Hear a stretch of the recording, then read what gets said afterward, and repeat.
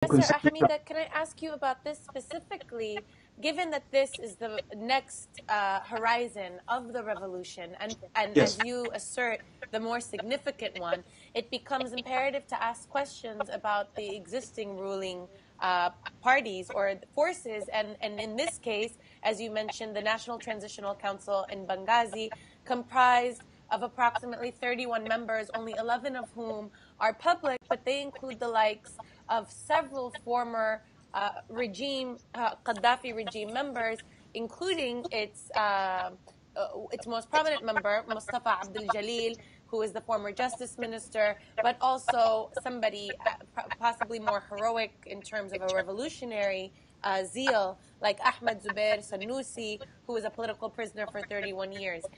Can you tell us a little bit about the composition of the National Transitional Council and whether or not they represent, for most Libyans, their leadership? Do Libyans believe them to be their legitimate leadership on the ground?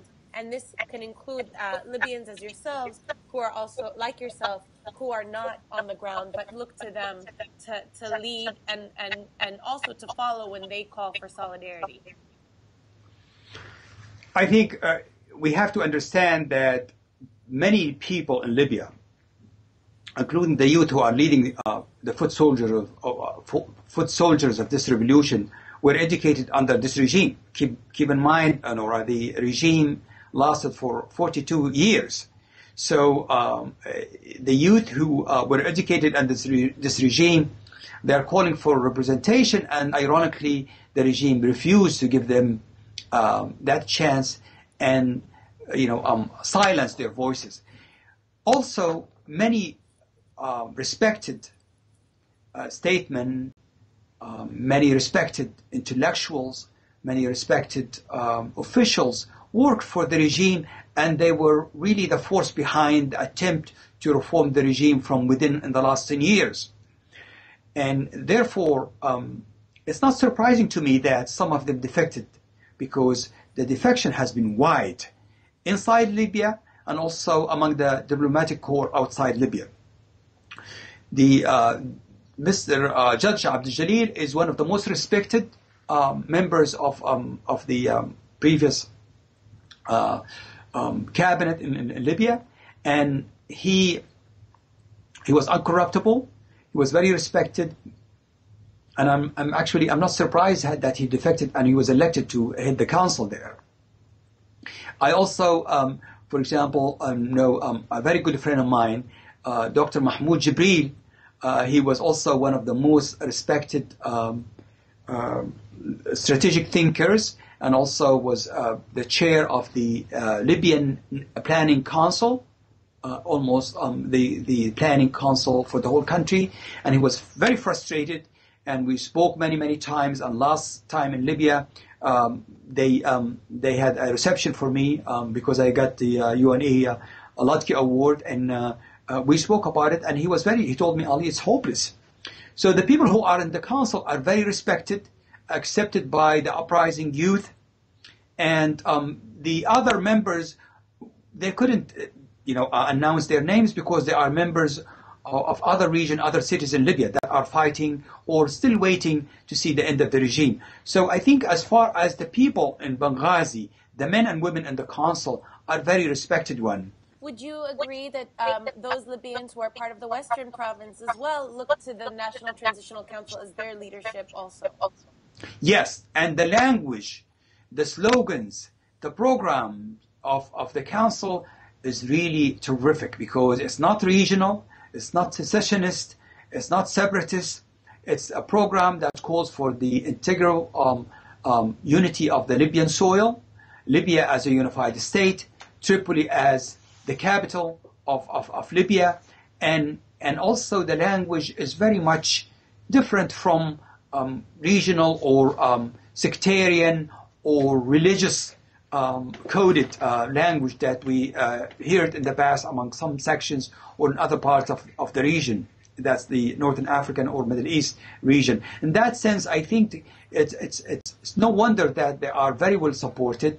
And the only problem I have with the council, and some of them are my friends, and I have also sent them a message, and I try to engage them, they need to raise their volume a little bit and their voices a little bit, so the whole world will hear them more. And also they need to really assert their leadership by training and disciplining these young men and women who sometimes are kind of wild a little bit in their drive to fight the regime.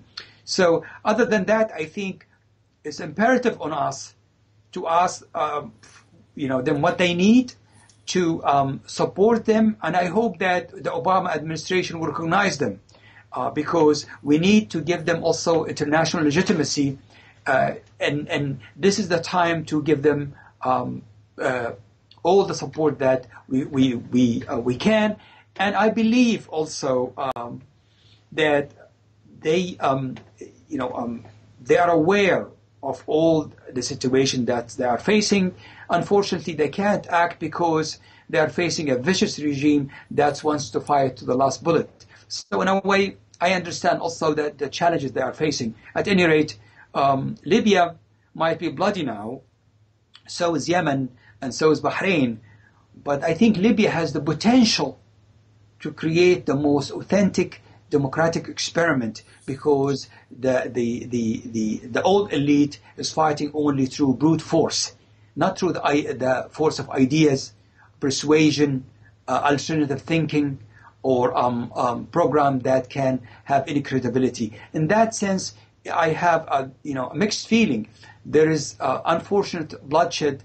There is unfortunate fighting imposed on the uprising by the regime. But I think the potential in Libya is even greater than Egypt, where I think the democratic revolution of January 25th might have a formidable task in shaking a very well entrenched class in Egypt. Thank you, Professor Ahmida. That was quite informative and rich. Hopefully, the next time that we speak, we'll have better news of more liberated cities, greater advancement by the rebellion forces, and reports from your colleagues on the ground and from Libyans in other parts of the world. Thank you, and we look forward to speaking with you again. Thank you so much. It's been my pleasure to talk to you, and I hope that what you said will happen soon, so people will start giving a break and have a peaceful transition to rebuild Libya, democratic, pluralistic, and progressive country.